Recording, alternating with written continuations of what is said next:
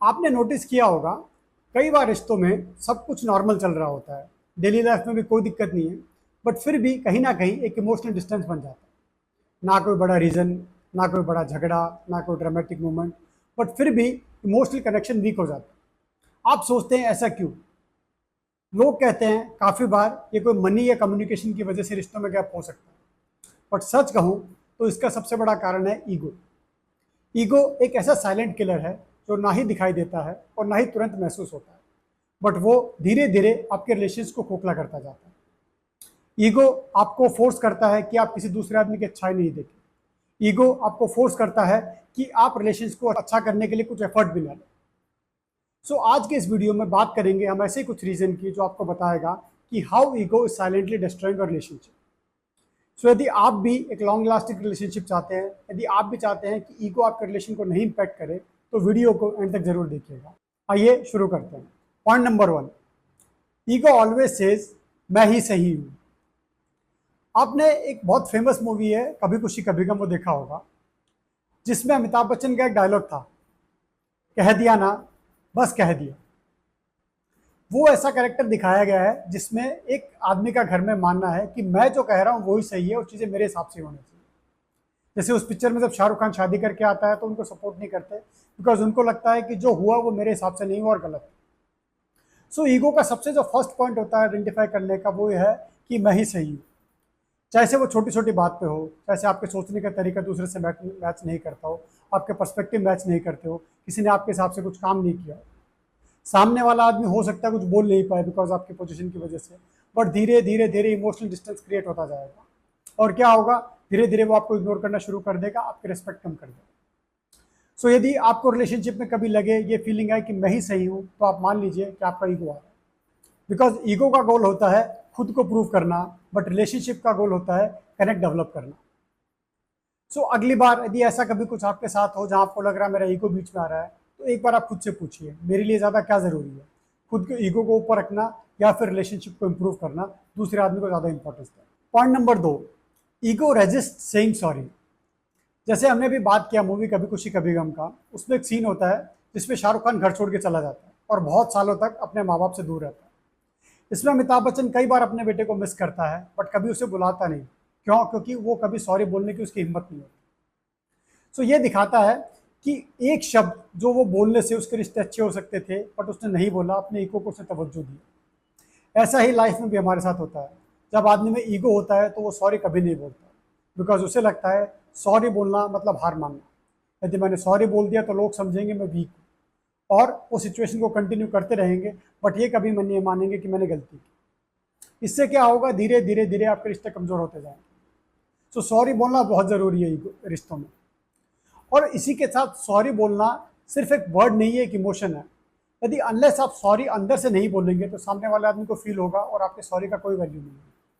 तो अगली बार यदि आपको ईगो आता है तो भी आप उसको नीचे रखिए। यदि आपने कुछ गलती किया तो सॉरी बोलिए और मन से बोलिए, बिकॉज तभी आपकी सिचुएशन इंप्रूव होगी। तीसरा पॉइंट है, ego wants control not connection. Ego का एक बहुत कॉमन सिम्टम ऐसा होता है कि आप सामने वाले को कंट्रोल करना चाहते हैं, कि वो सब कुछ आपके हिसाब से करे। उठना, बैठना, सोना, कपड़े पहनना, आपसे बाहर पूछ के जाए, आपके हिसाब से डिसीजन ले, कि सब कुछ आपके हिसाब से। जैसा हम देखें तो काफ़ी अपने सोसाइटीज़ में दिखता है, जैसे सास बहू का रिलेशनशिप होता है या कभी कोई पति पत्नी का रिलेशनशिप होता है, जहाँ आप एक आदमी दूसरे आदमी को कंट्रोल करना चाहता है। उसे लगता है सब कुछ मेरे हिसाब से है। क्यों? बिकॉज यदि आप किसी को कंट्रोल कर रहे हो तो आपको पावरफुल फील होता है कि मैं ही सबसे बड़ा आदमी हूँ, बट ये एक गलत थॉट प्रोसेस है। और कंट्रोल करने में दिक्कत क्या है कि यदि आप कंट्रोल करेंगे तो सिर्फ आपका रिलेशन बाहरी लेवल पे रहेगा, आपका कोई कनेक्शन डेवलप नहीं होगा। सामने वाले आदमी की मजबूरी हो सकती है कि वो आपको, मतलब आपका काम करे, बट वो आपका रिस्पेक्ट नहीं करे। सो इम्पॉर्टेंट है कि आप दूसरे को भी सुने, उसे भी बोलने का मौका दे और उसकी बातों को भी रेस्पेक्ट दे, तभी रिश्ते अच्छे बनेंगे। बिकॉज कंट्रोल से हमेशा जो इंपॉर्टेंट होता है वो है कनेक्शन। चौथा पॉइंट है, ego do not accept feedback. कुछ लोग हमेशा कहते हैं कि that we are always open to feedback. आप हमें कुछ भी बताइए, हम खुले दिमाग से सुनेंगे। जैसे एक पार्टनर दूसरे पार्टनर को बोलेगा, "यार, तुम्हें कुछ भी दिक्कत होती है मेरे पास में आओ, मुझे बताओ, हम बात करेंगे, मैं सुनूंगा और डिस्कस करेंगे।" बट लेकिन जैसे कोई बात बोलते हैं तो वो तुरंत रिएक्ट करते हैं, मैंने ऐसा कब किया, मैं तो ऐसा करता ही नहीं हूँ।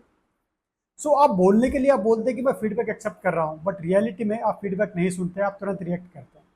सो इससे होता क्या है, सामने वाले आदमी को बोलने का मौका नहीं मिलता, वो अपनी बात मन में ही रखता है और वो अंदर कहीं ना कहीं एक नेगेटिविटी बढ़ती जाती है और आपके रिलेशनशिप खराब होगा। इसलिए इंपॉर्टेंट है कि आप एक ओपन माइंड से फीडबैक सुने।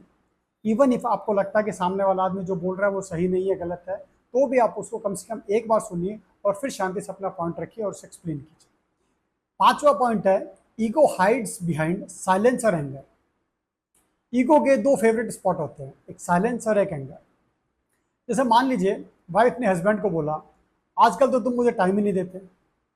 अब हस्बैंड को ये बात सुन के बुरा लगा कि यार मैं तो टाइम देता हूँ फिर भी मेरे को ऐसा कुछ बोल रही है, तो उसको बुरा लगता है और उसने बात करना बंद कर दिया। वो कुछ बात नहीं करता, 2 दिन 3 दिन कुछ बात नहीं होता। या फिर ऐसा हो सकता है इसी बात पे वो रिएक्ट करता कि टाइम क्या नहीं देता, मैं तो रोज टाइम देता हूँ, रोज तुम्हारे साथ में बैठता हूँ, तुमको दिखता नहीं क्या, उसने गुस्सा कर दिया। सो ईगो दो जगह रहता है, या तो साइलेंस में या एंगर में। यदि कोई चुप हो गया तो इसका ये मतलब नहीं कि उसका ईगो नहीं है, यदि उसने गुस्सा दिखाया तो ऑब्वियसली ईगो है।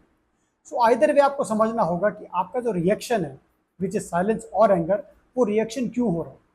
यदि वो रिएक्शन एक नेगेटिव रिएक्शन है, सामने वाले की आप बात को अनसुना करके रिएक्ट कर रहे हैं, सो वो आपका ईगो है।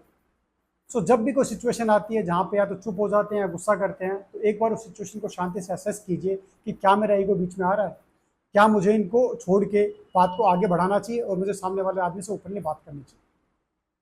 सो दोस्तों, ईगो कोई विलन नहीं है, वो हम सभी के अंदर है। बट ज़रूरी ये है कि हम अपने ईगो को ऑब्जर्व करें, बिकॉज यदि ऐसा हमने नहीं किया तो वो साइलेंटली आपके रिलेशनशिप को खोखला करता जाएगा। ईगो चिल्लाएगा नहीं, एक छोटा सा विस्पर देगा, बट आपको उसको समझना होगा ताकि आपके रिलेशनशिप अच्छे बने रहें। सो अब करना क्या है, same 5 point. Number 1, don't think that you are only right, the other person can also be right. सामने वाले के आदमी बात भी आप ओपन माइंड से सुनिए। नंबर 2, सॉरी बोलने से मत घबराइए। यदि कुछ गलती की है तो सॉरी बोलिए, और इवन कई बार गलती नहीं की है तो भी आप सॉरी बोल सकते हैं, because relationship is more important. Number 3, आप कंट्रोल रखने की कोशिश मत कीजिए, कनेक्शन बिल्ड कीजिए, एक हार्ट टू हार्ट लेवल पे बात कीजिए। नंबर 4, आप साइलेंस या एंगर में मत जाइए, आप देखिए सिचुएशन क्या है and act appropriately. And number 5, यदि कोई फीडबैक देता है तो आप उसको सुनिए, उसको जस्ट डिस्कार्ड मत कीजिए। हो सकता है उस फीडबैक से आपका रिलेशनशिप अच्छा हो सके। अगर आपको वीडियो अच्छा लगा हो तो लाइक ज़रूर कीजिए। कमेंट में बताइए कौन सा पॉइंट से आप सबसे ज़्यादा रिलेट कर सकते हैं और किस पे आप तुरंत काम करेंगे। चैनल को सब्सक्राइब कीजिए और नोटिफिकेशन आइकन बेल को हिट कीजिए। मैं हूं सुमित मोदी और मिलते हैं अगले वीडियो में। तब तक के लिए टेक केयर।